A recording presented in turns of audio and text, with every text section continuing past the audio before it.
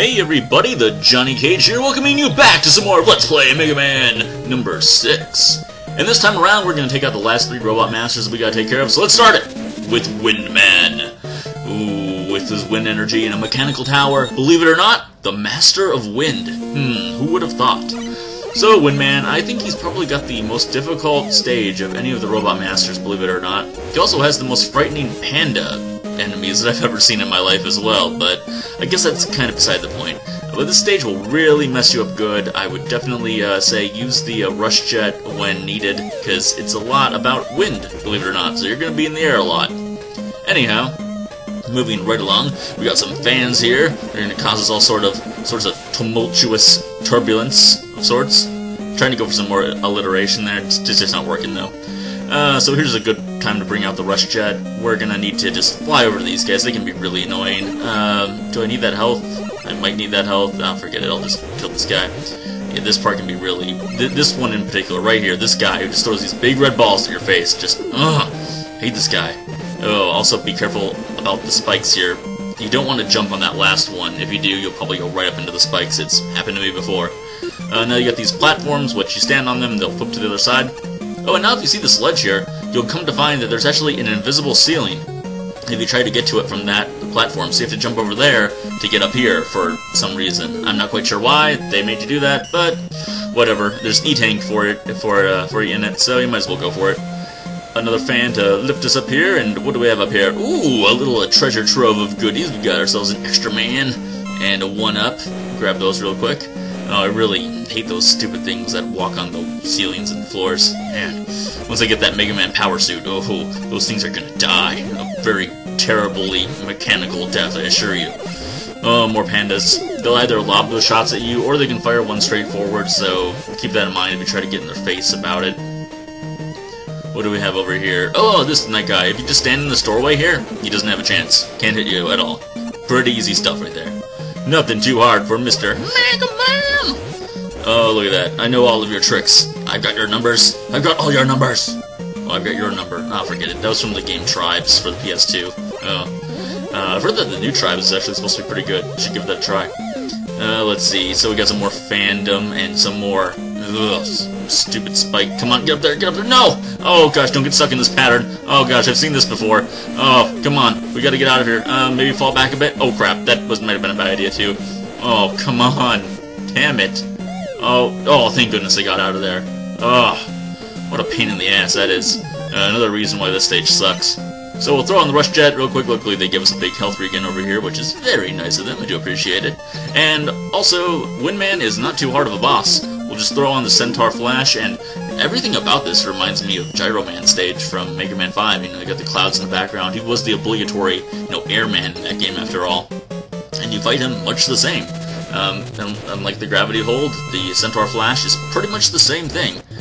You just click it, and boom, you got him. Just make sure you don't go crazy with it and start spamming it, and just, run out of energy before you take him out. And that's kind of annoying. Come on, can we beat him? Boom! Yes! Beat him without taking a hit. Ooh, I like that. Man, it's so rare it seems like I beat a boss without getting hit nowadays. Jeez. Must be the El Pure's curse, right? Dreaded indeed. Alright, so we got the Windman power with that. I don't even know what it's called. What's it called in this game? Of course you got to grace you. The Windstorm, my bad. And it's actually a bunch of little tiny tornadoes. Are they adorable? Oh, you gotta appreciate a good tiny tornado. Very much like the bubble-led power from Mega Man 2, and also the same color scheme for his outfit. Go figure. So next up we've got Mr. Flamen, and he's in an oil field, and that's important to remember, actually. Keep in mind, he's in an oil field, so that purple stuff down there, that ain't water, that's oil, which means that it can be set on fire, and believe me, they will use that to their advantage to try to kill you on a number of occasions. Probably coming up here we'll have one. I could have probably just flown over there. I just normally slide at this part. I don't know why, just do. So you have these guys, very typical enemy that you would find in a place like this that like to shoot fire. So try to kill them before they drop their fireballs, or they make jumping a real hazard in this level.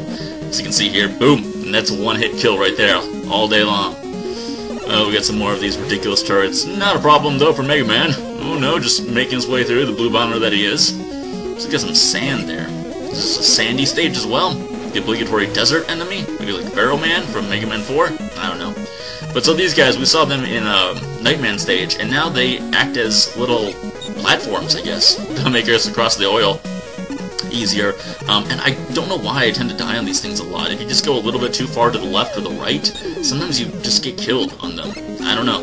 Beats me. But anyhow, I'll take care of that, get rid of this guy here, and boop, mosey on over. Let's see, I could probably just run for it. Jeez. Oh, of course they would get me. Oh well. Yeah, their flames are pretty large. They're kind of hard to avoid, and they slowly extinguish in time. So it's not just like they're there 1 second and gone the next. But whatever, we're back up to full health. We got this. We got this good, right? Hopefully. Oof, more of these little robot floor things. Man, Mega Man and his dealing with those guys. Actually, the Windstorm might be able to take those guys out pretty easily. These guys, on the other hand, not so much. Actually, might even want to switch on the Rush Jet for this part, because these guys are pretty tough. Ooh, we got an E-Tank over here, though. Thank goodness. I don't even know how many E-Tanks I have anymore. I haven't had to... Well, I used the one in Tomahawk Man stage. Forgot about that, but go grab that. Woo! Use those invincibility frames to our advantage. Remember, work smart, not hard. Alright, so I have a couple over here. Can't really take care of, just go through this the best you can. Oh, take a hit if you need to. Not a big deal. Flamen, pretty easy. I mentioned how the Windstorm is a lot like Bubble Lead from Mega Man 2, and this whole fight is actually a lot like fighting Heatman in Mega Man 2, because you're using a weapon that also moves across the ground, and his attacks are kinda similar. Kinda? You'll see what I mean. Gotta love this guy in his turban, right? Because, you know, that would surely fly today. So, let's see, what is he? He does this, which is kind of hard to avoid. You just have to find a sweet spot to stand there, and he'll just shoot fireballs regularly. So, all in all, pretty easy boss, and hey! That's 2 in a row without getting hit! Man, I'm just on a roll today, I'm telling you. Jeez. Not very often I don't get hit by a Robot Master, but oh well, it is what it is, I suppose. And for that victory we get, well, one of the items that we've been looking for forever, the Rush Power Adapter, which means that we can finally go back and do a couple of things that I want to do. But first, we're going to use this Flame Blast, and we're going to walk right into Blizzard Man's domain, because I hear that he don't like fire too much. I guess. Word on the street, right? And look at the Blizzard Man with his little hat and his skis. Oh, jeez, Blizzard Man. Master of Snow. No shit. Go figure, you know.